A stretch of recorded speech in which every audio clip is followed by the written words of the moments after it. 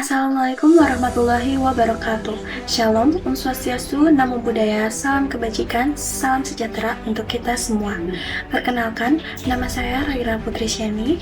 Pada kesempatan kali ini, saya akan membahas mengenai krisis etika di dunia kampus dengan tema refleksi pelecehan kasus seksual di kampus Fakultas Hukum Universitas Indonesia.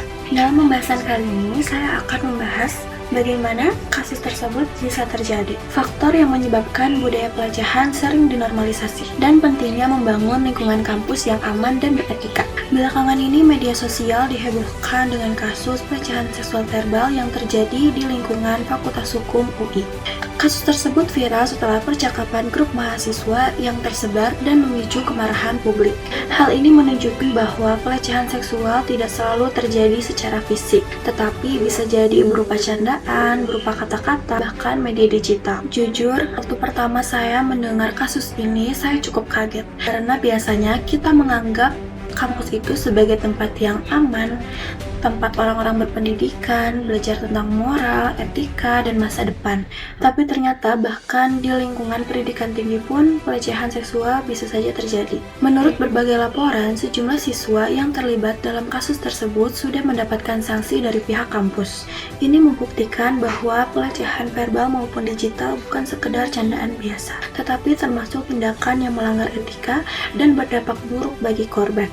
Teman-teman sekalian, pelecehan seksual saat ini menjadi salah satu masalah yang semakin sering terjadi, terutama di era digital. Kasus di FHUI menjadi contoh nyata bagaimana media digital dapat dipergunakan secara tidak bertanggung jawab.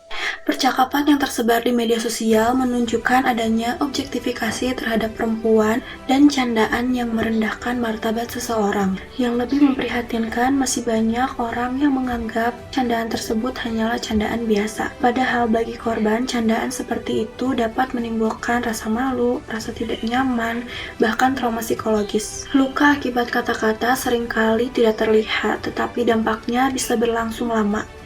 Teman-teman sekalian, masalah terbesar dari kasus ini adalah budaya normalisasi. Masih banyak orang yang memilih diam ketika mendengar candaan seksual karena takut dianggap terlalu sensitif atau tidak bisa bercanda. Tanpa disadari, sikap diam tersebut menjadikan perilaku yang tidak pantas menjadi hal yang dianggap biasa. Padahal sebagai mahasiswa kita memiliki tanggung jawab membangun lingkungan yang sehat dan saling menghargai. Mahasiswa bukan hanya sekedar dituntut secara akademik, tetapi harus memiliki rasa hormat, empati, dan menghargai orang lain. Dari pembahasan tadi, kita dapat memahami bahwa candaan seksual yang dinormalisasi dapat menjadi awal munculnya perilaku merendahkan orang lain. Jika kita terus diam dan menganggap hal tersebut normal, maka kejadian serupa akan terus terjadi. Oleh karena itu, mari kita mulai membangun budaya yang lebih sehat, lebih menghargai, lebih peduli, dan lebih berani bersikap ketika ada tindakan yang tidak benar. Jadilah generasi yang tidak hanya cerdas secara akademik, tetapi memiliki empati, etika, dan rasa hormat terhadap sesama. Karena lingkungan kampus yang aman dimulai dari kesadaran diri kita sendiri. Sekian dari saya, terima kasih. Wassalamualaikum warahmatullahi wabarakatuh.